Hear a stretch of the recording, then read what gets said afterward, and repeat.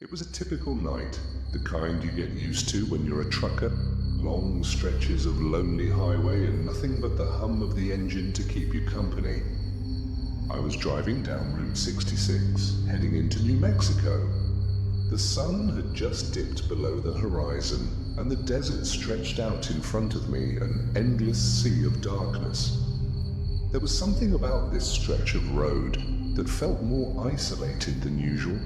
Maybe it was the fact that I hadn't seen another vehicle in hours, or maybe it was the deepening night that made everything feel just a little too still. I'd been on the road for what felt like forever. Tired, but I wasn't about to pull over for a rest, not yet. I needed to make up some miles before I could afford the break. That's when I noticed it, headlights in the distance. At first, I didn't think much of it. It was another truck, probably heading the same direction I was. But as I got closer, I started to feel uneasy. Something wasn't right. I've been on the road long enough to know that most truckers have a rhythm, a routine, if you will. You flash your headlights, maybe wave, and you keep moving. But as I got closer, I noticed something strange about this rig. It had no identifying logos, no number plates, nothing. Just a large, old-looking semi barreling down the road. It didn't make sense. I tried flashing my lights. Maybe it was a new driver who didn't know the rules. No response. I honked the horn. Still nothing. The truck was moving too fast to just be parked there, so I figured I'd pass it. No big deal, right? But when I tried to pull ahead, the other rig matched my speed. I pushed the pedal harder, hoping to get some distance, but the truck stayed right with me. I sped up to 75, then 80. The other truck stayed exactly the same distance behind me. My heart started to race. I tried to convince myself it was just a coincidence. Maybe it was a guy who wanted to chat. Maybe he was just as bored as I was. But I couldn't shake the feeling that something was off.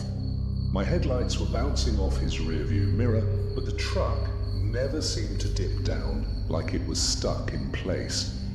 I started getting nervous. I was alone out here, miles from any town. And if something went wrong, there would be no one around to help. So I did what any reasonable person would do. I decided to pull off the road and let the other truck pass. I took the next exit for a quick rest area. When I pulled in, I was already watching my rearview mirror, waiting for the truck to pull off behind me. But it didn't. Instead, it just stayed on the road. It didn't even slow down. I stepped out of my rig, hoping to shake off the weird feeling that had settled in my gut. I figured a quick stretch and some fresh air would help. But the moment I stepped onto the ground, I saw it. The truck was still there, parked across the street, the headlights glaring at me like eyes staring from the darkness. I froze. The truck wasn't moving, but I could feel its presence. Something wasn't right. The truck had no number plates, no logos, just an empty, menacing silhouette. No driver, no sound. I didn't wait around. I got back into my rig and started the engine, heart pounding in my chest. I needed to get out there. As I turned the corner to leave, I glanced in the rearview mirror. The truck was still there.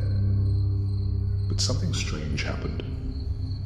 I looked away for a second, and when I looked back, it was gone. I don't know how to explain it. One moment, it was there, like a shadow in the distance. The next, it had vanished, like it never existed at all. I drove for miles without seeing a trace of it. By the time I reached the next town, I pulled into a truck stop to refuel. My hands were shaking. I tried to tell myself I'd imagined the whole thing, but there was no denying what I saw. No trucker on the road, no sign of the rig that had been tailing me for miles. The worst part, I still don't know what I saw that night.